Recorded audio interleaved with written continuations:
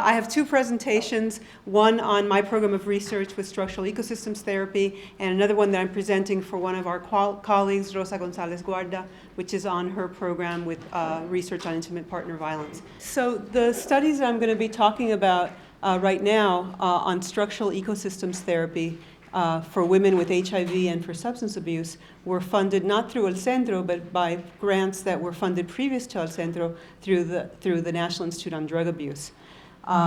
So these were two R01s, one funded to Daniel Feaster, who's a close colleague of mine in the University of Miami School of Medicine, and another R01 that was to me, and I'll be talking to you about how those two studies work together.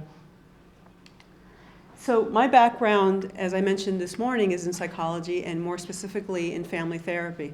So I'm a family therapist by training and have worked for many years in the area of family therapy first for adolescents with substance abuse and more recently for women with HIV and with substance abuse. So as many of you I'm sure are aware of, HIV really is an illness that has a lot of social and behavioral and psychological sorts of consequences in addition to all of the physical consequences and physical implications. And it is affected by the family. There's just a lot of studies that have looked at how family support especially affects medication adherence, affects stress levels, affects sort of adaptation and physical health. And the reverse side is true as well, which is that the family is very affected by having a member with HIV. So when someone in a family has HIV, the family is very affected. And fortunately, HIV is not the death sentence that it was when I first started doing this area of research, where really when we were looking at families with HIV, what we were looking at specifically was how mothers were transitioning and preparing their children for their impending death.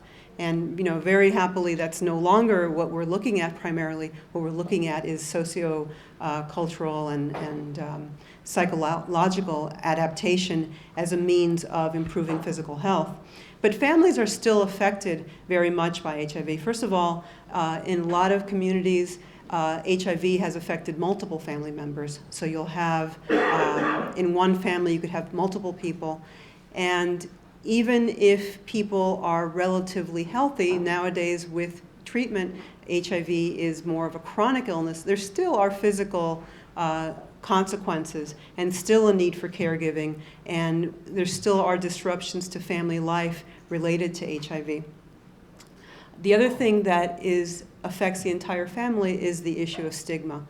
HIV remains a very stigmatized illness, and when one person in the family has it, sometimes they don't even tell other members of their families, which of course is going to affect their ability to take their medications. They have to be hiding it. And when they do tell other parts of the family, the entire family to some extent feels that same stigma, that same need for secretiveness, etc.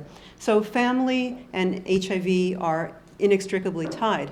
Nonetheless, even though the clinical field, the research field really recognizes this, the vast majority of psychological, psychosocial interventions for people with HIV have had an individual approach. The exception is when you have children with HIV. Children with HIV, there has been an emphasis on family-level interventions. But when it's an adult with HIV, really there has been very little done at the family level. There's some new work that has been done with serodiscordant couples that has been very promising. But in terms of a larger family, there really has been almost nothing. So that's the area that we've been working on, that I've been working on with my research partner, Daniel Feaster. We've developed an intervention called structural ecosystems therapy. And structural ecosystems therapy is just sort of a long-winded way of saying family therapy that goes beyond the family to also include other systems. And by other systems, we mean things like health providers, social service providers, the sort of the formal systems, and then also more informal systems like community, neighbors, friends, etc. So in structural ecosystems therapy, which was originally developed for adolescents with substance abuse and have been we adapted for women with HIV, what we're doing is we're working with the woman and her family to improve their interactions among themselves as a means of improving family support. And we're also strengthening their interactions with other sources of support and other resources that really do exist in the community. So as you all know, even families and even communities that are stretched to the limit and that have multiple problems, et cetera, these families and these communities have tremendous resources, internal resources and resiliencies and strengths that they can bring to bear. And what we're doing in SET, and I won't get into the clinical model very much today, but I'd be happy to refer you to where you can find that. What we're doing basically is using a strength-based approach to work with the family to improve their ability to support each other and to reduce the numbers, reduce negative and problematic interactions. As you all probably are aware, HIV is strongly associated with substance abuse, and substance abuse obviously also has a family impact and is also impacted by the family. So what we're working on in SET is to improve self-care, to improve family support, and to reduce drug use and drug use relapse in people who have both HIV and substance abuse.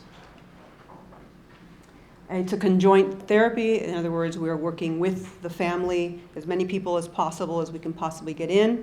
We're working in the home. We go out to the homes. We get the woman to be sort of the gatekeeper for us in terms of bringing people into the therapy, not only her immediate family, but extended family, anybody who's a source of support for her.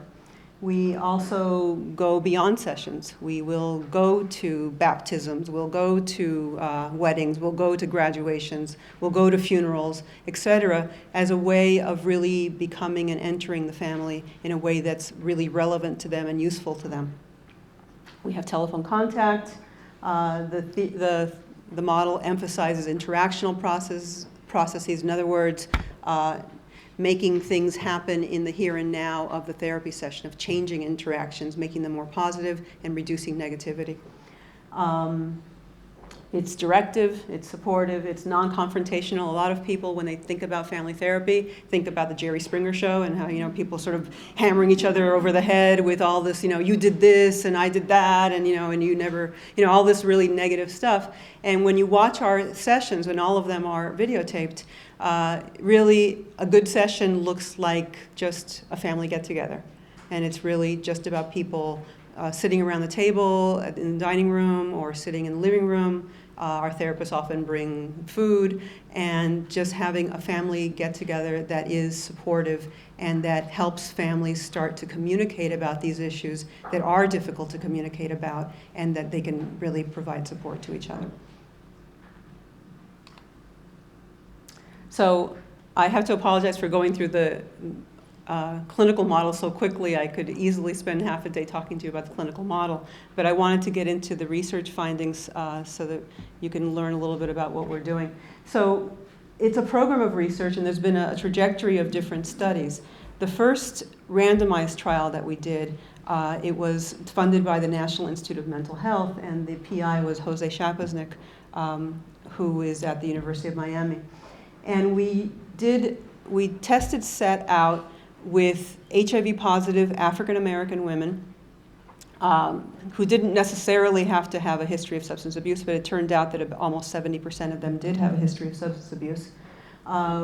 We compared it to a community control condition, in other words, what people received in the community in general, and to a person-centered intervention, so individual supportive therapy, also conducted in the home.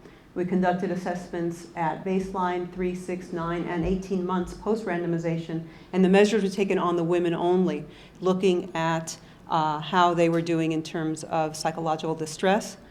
And that was at that point really the main issue, because believe it or not, when we started the study, antiretrovirals were really not something that were commonly used. So we were really interested in psychosocial adaptation at that time. And what we found was that women in SET did better than the women in the other two conditions on reducing psychological distress and on reducing family hassles. And actually the family hassles outcome mediated the psychological distress. In other words, the mechanism for improving, reducing distress was by reducing family hassles. We also did some secondary analyses with women who had a history of substance abuse, and we found that those who did have a history of substance abuse had lower levels of drug use, of relapse, in the SET condition than in the individual approach. And halfway through the trial, we initiated a self-reported adherence instrument, which, as I talked about this morning, those self-reported adherence measurements are not the best thing. They're not very reliable, but they're, measurement of adherence has been a problem in HIV. But anyway, having administered that sort of halfway through, once antiretrovirals really became sort of a norm, what we found also was that women in SET did better than the women in the individual approach in terms of adherence to the medications. So that was obviously some promising results, and clinically what we found was that those women who had a history of substance abuse really had a lot of family work to do. They had burned bridges with their family members. People really didn't want to deal with them.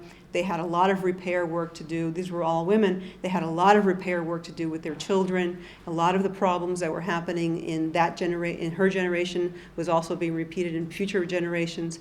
And we realized that this was a population that we really wanted to focus on, was women who had a history of substance abuse.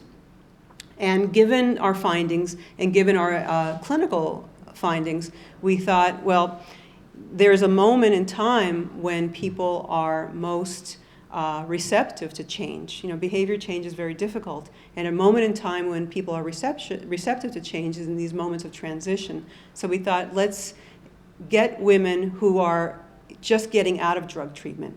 They've been in drug treatment, and let's get them now, and when they really are amenable to making some changes in their lives.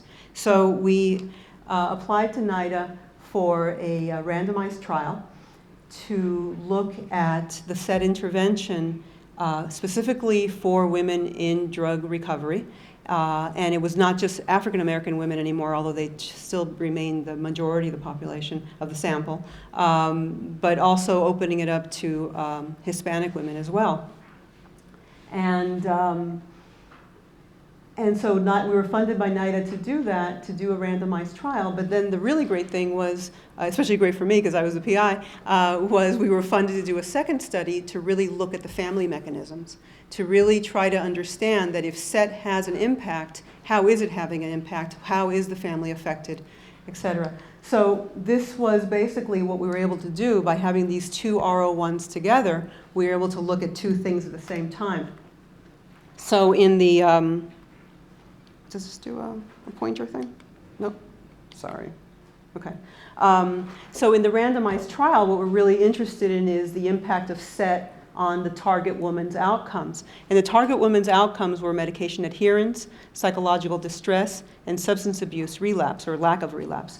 And so that's what the clinical trial was set up to do. But having this second study, what it allowed us to do was to enroll the family members of the women and to really assess family functioning, not just from the perspective of one reporter, which is the woman, and most family work in HIV, actually the vast majority of family work in HIV, that has established the importance of family for HIV has been done in terms of only asking the woman about her family functioning. So what kind of support is there in your family? How is your family in terms of conflict, cohesion, et cetera, et cetera.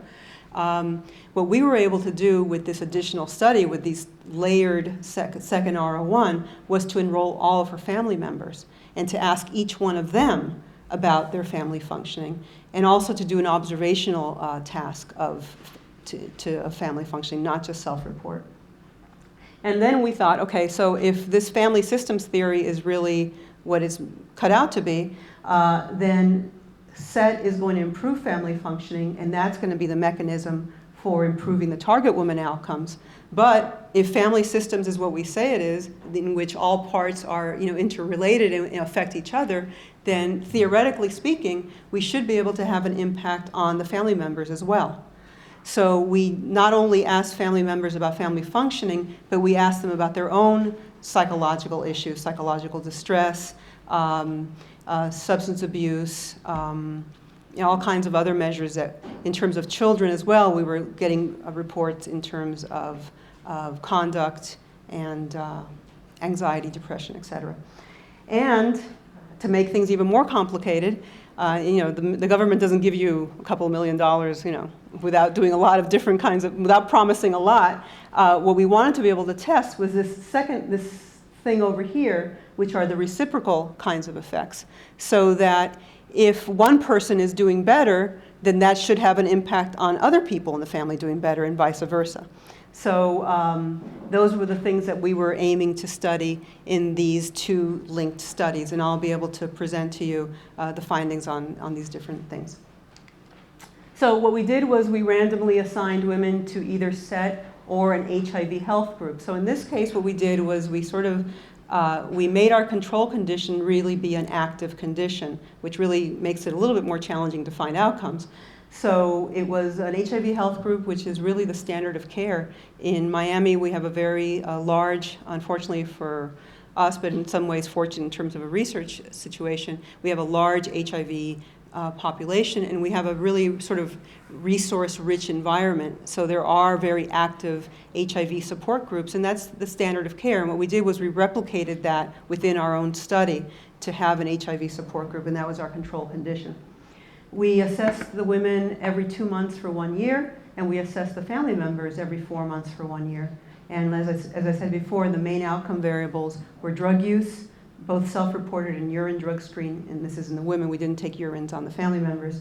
Medication adherence and HIV indicators, such as CD4, viral load, et cetera, and psychological distress on both women and family members. The inclusion criteria for women was that they needed to be either English or Spanish speaking. In Miami, we have a really relatively large Creole speaking population, and in this study, we were not able to include them. So it's just English and Spanish speaking people. They had to be HIV positive, and they had to meet criteria for antiretroviral therapy at that time. Now, as you may be aware, the target for where to start antiretroviral therapies is changed and has become sort of at earlier stages of the disease. At that time, it was still at a relatively sort of more severe level of the disease where you had antiretrovirals recommended. They had to be adults. And they had to meet DSM-4 criteria for abuse or dependence on an illegal substance within the last year, and it actually had to be the primary one. It had to be cocaine. They had to be within a year since exiting drug treatment. Originally, we wanted to really get people right out of drug treatment, but the reality was that we were not necessarily capturing our participants through drug treatment agencies. We were really capturing them more through HIV primary care, so we had to sort of extend the time since exiting drug treatment. And they had to be willing to disclose their HIV status to at least one healthcare professional, and they had to have at least one family member who was eligible to enroll in the family mechanism study. They did not necessarily have to have disclosed HIV to that family member. In fact, we went to great pains to make sure that the study was presented to family members in a way that did not make it necessary for them to know that the person was HIV positive. However, the vast majority, about 85% of family members, did know that the women were HIV positive. So this is our sort of flow diagram. We screened 303 women. We enrolled, we excluded 177, and so that ended up with, what's 303 minus 177? 59 plus 67. Okay, so we randomly assigned them. 59 of them ended up in SET. 67 of them ended up in the health group. You'll notice that there's a difference between the number of people that were randomized and who actually received the intervention, and I'll talk a little bit about treatment engagement, which is definitely an issue. But this was an intent to treat design, so everybody who's, once they were randomized, they were analyzed regardless of whether they received the intervention. And we had pretty good retention over the 12 months. And so this is who I'm going to be presenting on. In terms of our age, there really were not any differences between the two groups in terms of the demographic characteristics. The women were in their early 40s. They had, about half of them had a high school education. As you'll see, relatively few of them were Hispanic. And I don't know if Elias is still in the room. He was very involved in helping us try to recruit Hispanic women into the study. And in Miami, Hispanic women with HIV and substance abuse are really isolated. They're under a rock. And it was really hard to unearth them, let me tell you. So in the African American community, there's more in terms of numbers of women who are HIV positive and in substance abuse recovery, but they're also there's much more acceptability in the community, so they're not as isolated. So the vast majority of our women were African American, 71% of them. As you'll see, about a third to a half of them were not married or not cohabitating, and the income, as you see, is quite low. So how did we identify the family? When you do children's studies with families, it's very simple. You usually have a child and their parents, right? When you're working first with an adult and trying to identify the family, it's different, and it's more complicated. And families in our minority groups are not traditional nuclear families. And there's a lot of family, which is actually an important resource that we didn't want to lose sight of. There are family members who are not, immediate family members, or not even necessarily living with people, who are very important. So we wanted to come up with a strategy for identifying family members that would be both standardized, because we're researchers, we have to have everything be standardized, but also flexible enough so that it really captured the richness of the family variabilities. So what we asked was, we would interview the women and we would ask them, okay, identify to us everybody who lives in your home, all of your children who are at least 5 years old, and that you have at least monthly contact with. Remember, these are women who have been in drug abuse treatment, and sometimes they have completely lost contact with their children. Children have been taken, they've lost custody, they've lost contact, the children have moved away, etc. Anybody who's had a role in helping you to raise your children. Certainly if you have a person who's been in drug treatment, usually most drug treatments don't include children, although a couple of them in Miami do. Somebody's been taking care of those kids. A spouse or partner, and anybody else who's a major source of support to the woman. So these were sort of the parameters that we used to identify who was eligible. And very importantly, it had to be someone that the woman felt comfortable inviting into the study. So she was really the gatekeeper who brought people into the study. As I mentioned before, engagement of people into the intervention was not easy. In general, people with substance abuse have issues in terms of engagement into treatment. They tend not to be very reliable in terms of getting treatment and following through with treatment. So only about 60% of women in either of the two conditions attended at least 2 sessions, which was our definition of engaged, that they had to have shown up once and then shown up a second time. And that's only about 60%. So imagine what that does in terms of your efficacy outcomes when only 60% of your folks are actually even getting the treatment.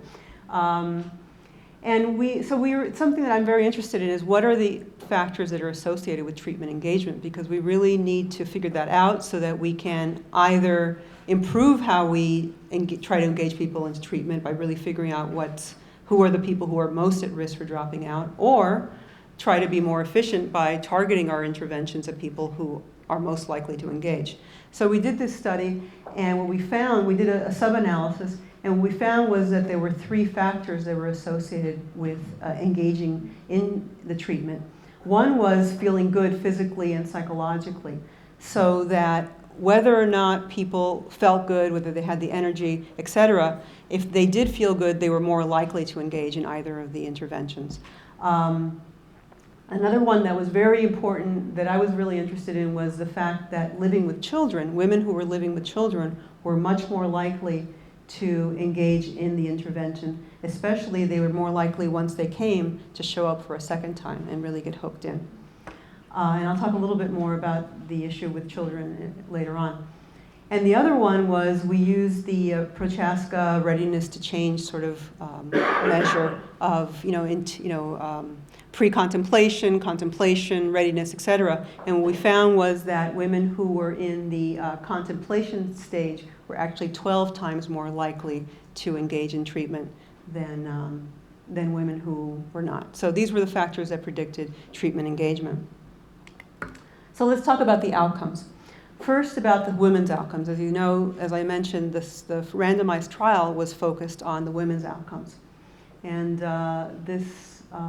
these findings were published recently in 2010 in Drug and Alcohol Dependence. And so the first outcome that we looked at was substance use. And as you see here, the women in the solid line are in SET, and the women in the dotted line are in the health group. And as you see, there's sort of this fish-shaped effect. The two groups, we did control for baseline. They differed at baseline. The women in SET tended to have more substance abuse sort of towards the middle, and then by the end they crossed over. But the big picture in terms of substance abuse was not very significant. So in other words, really for substance abuse itself, our finding was not, very dramatic, not something to write home about. In terms of medication adherence, we compared the percentage of people who did not have a prescription. As you recall, in order to qualify for the study, they needed to have met criteria for being prescribed antiretrovirals. But how did they actually look in terms of having prescriptions for antiretrovirals? What we found was that SET was significant in terms of reducing the amount of women who did not have prescriptions. So the SET intervention was helpful for getting women to start taking antiretrovirals. In terms of medication adherence, we found sort of the opposite, which is that in health group, you had an increase in the proportion that were taking at least 90% of their meds. And 90% is sort of considered the cutoff in terms of antiretrovirals being effective. What we think about this is that the women in SET, more of them were getting on antiretrovirals, but as they were getting started to get on them, they were probably not doing as good a job of taking them. And then the next finding, which is very interesting, is a CD4 cell count. So what we find is that women in SET had really a very good improvement compared to the women in health group in terms of improvement of CD4 cell. And this was, in other analyses, what we found was that this was attributable to women getting on antiretrovirals in the first place. So even though there was a difference in adherence, that they weren't as adherent, the fact that they were getting on antiretroviral therapies was having an impact on CD4 cell count. So when we look at more intermediate outcomes for the women, one of the things that we work on in SET is helping the family set limits and helping the woman set limits on other people in the family who are abusing substances. So helping the family say to people, if you're using substances, you either need to get some help or you need to sort of not be in our, maybe not be in our homes, et cetera. And that's one of the emphases of the intervention, is helping the woman and the family set boundaries with other people in the family who are substance abusers, because that's going to have a tremendous impact on people who, in terms of relapse. And what we found that in SET, what we were able to do was to really significantly decrease the number of the proportion of women who were living with a substance abuser. And you see that in the health group, the natural trajectory was that there was an increase in women who were living with a substance abuser. And we also found that there was an increase in SET in women receiving substance abuse treatment. So SET was not intended as a substance abuse treatment. What was intended as is improving the relationship between the woman, the family, and important resources. So one important resource, obviously, is aftercare treatment and really seeking treatment. Our philosophy is that relapses happen. And you can't think of relapse as a failure. You think of it sort of as a stumbling block, and you need to address it. And we helped families to address relapse and be prepared for relapse as soon as it happened. And what we found in SET was that we were able to increase the proportion of women who, once they did have a relapse, sought substance abuse treatment. And if you remember that fish-shaped sort of outcome with substance abuse, what we found was that there was initially more substance abuse in the women in SET, but they tended to go and seek treatment, which is what led to this reduction ultimately in substance abuse.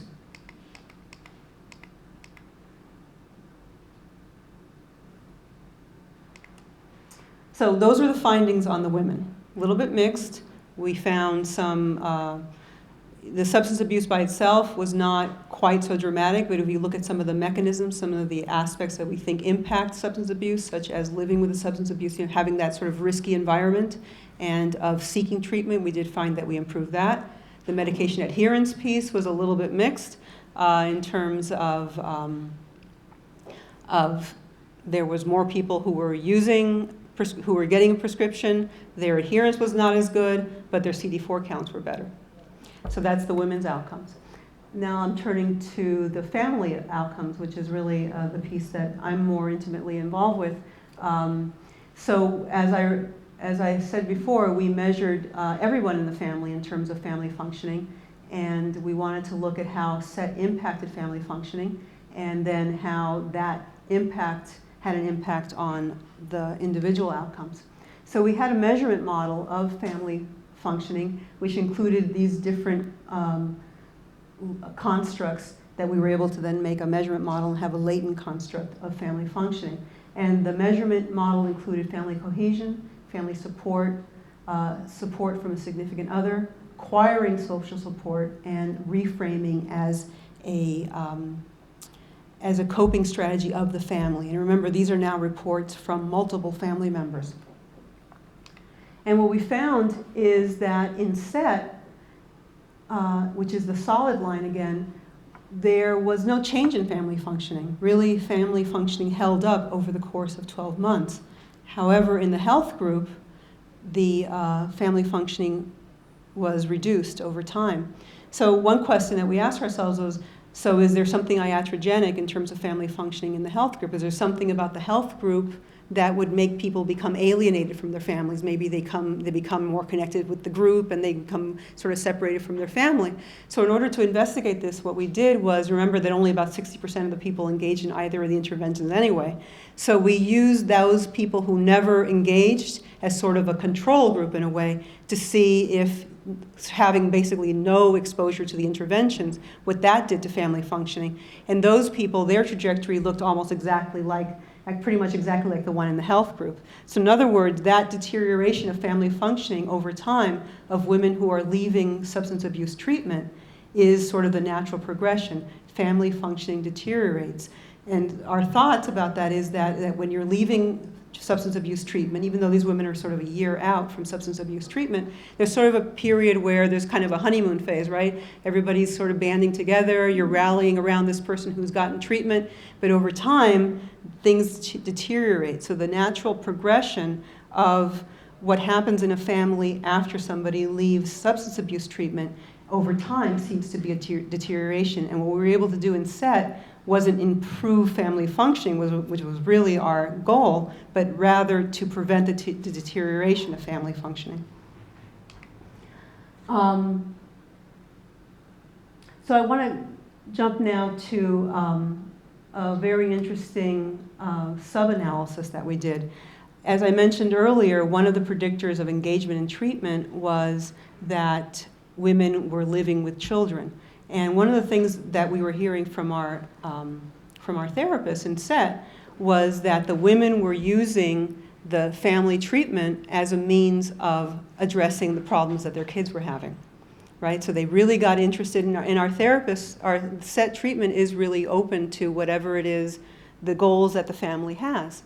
And the women were basically using the family therapy to say, I'm having, my child is having behavior problems, or I can't talk to my child, or et cetera.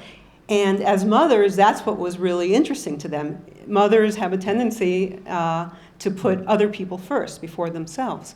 And the opportunity to help their children was really what was attractive to the women.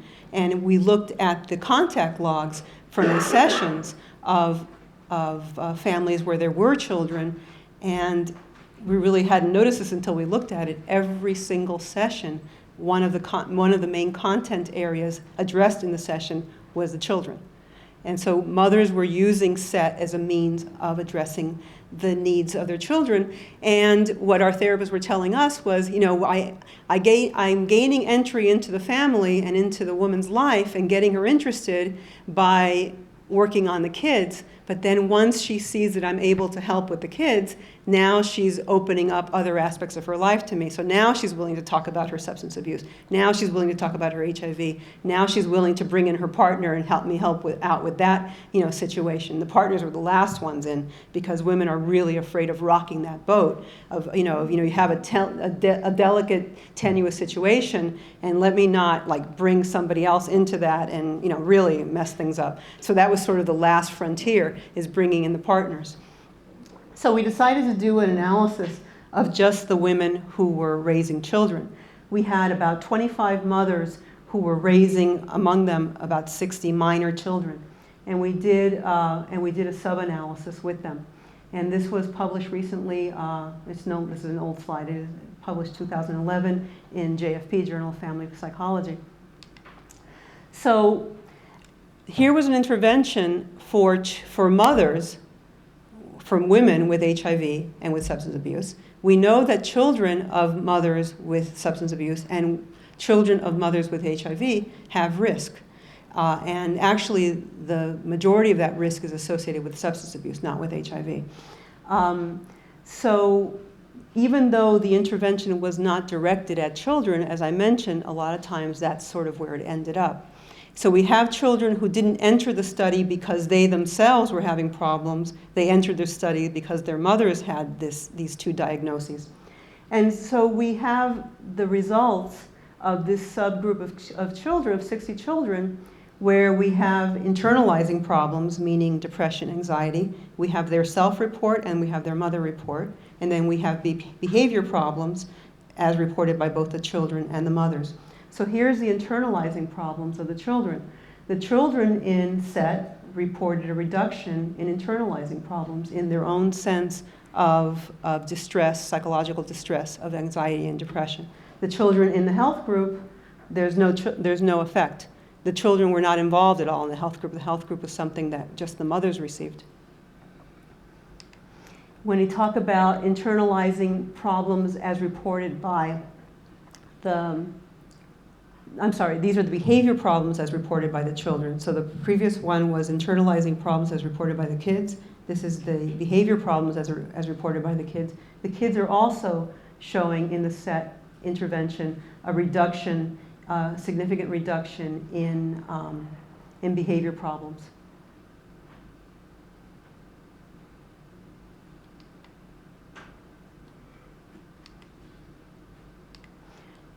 And this is externalizing problems. Sorry, the last one was internalizing problems as reported by the moms. I'm sorry to confuse you. The mothers reported that their children were also experiencing reduced anxiety and depression. This is externalizing problems as reported by the moms on the behavior problem, as reported by the children, I'm sorry. The children are reporting a reduction in externalizing problem, in their own sort of behavior problems. And the children, not the moms, but the children were reporting an improvement in how their moms were relating to them. They were reporting that the moms in the SET group were having better positive parenting.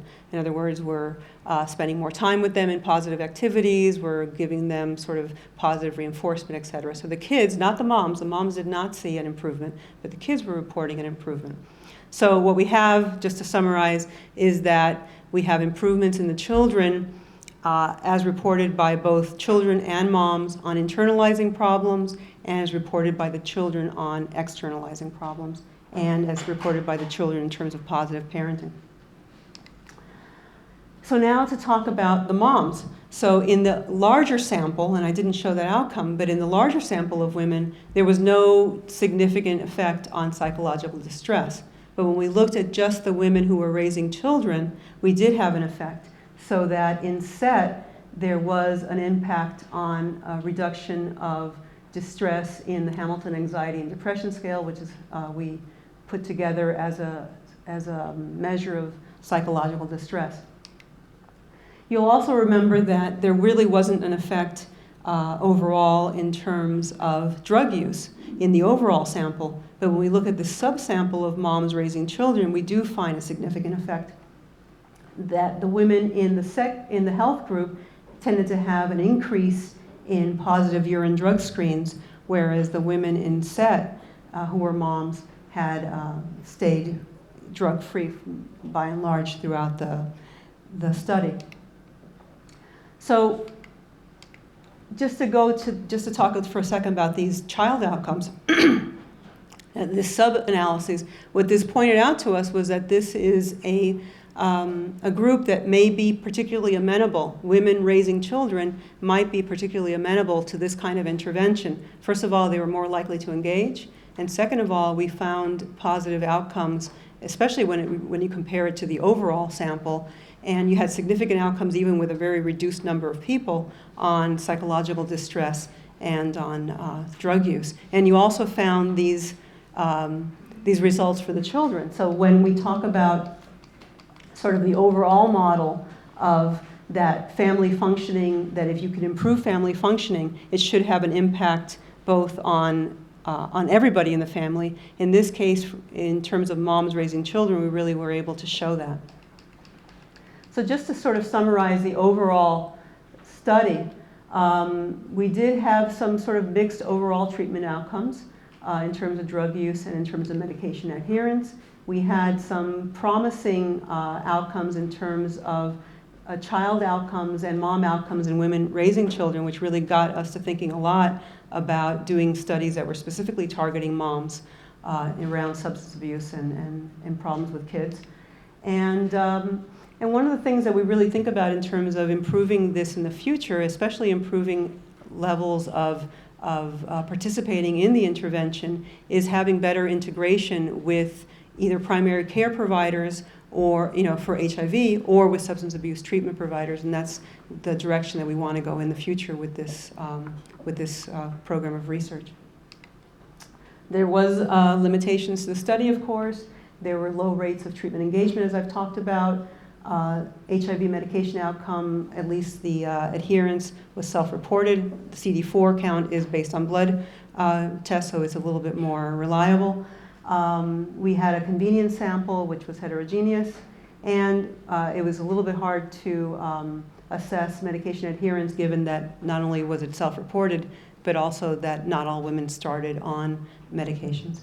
But we do think that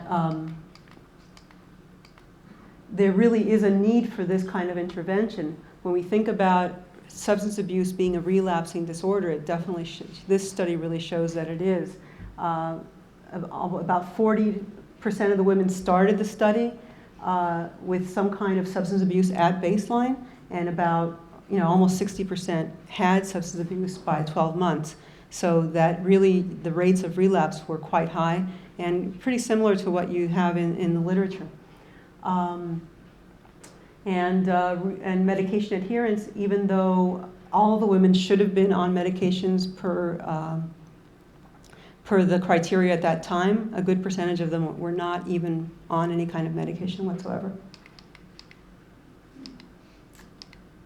So that's that study. I know that was a lot of data, a lot of info. I don't know if we're still within the time limit, if you have any questions.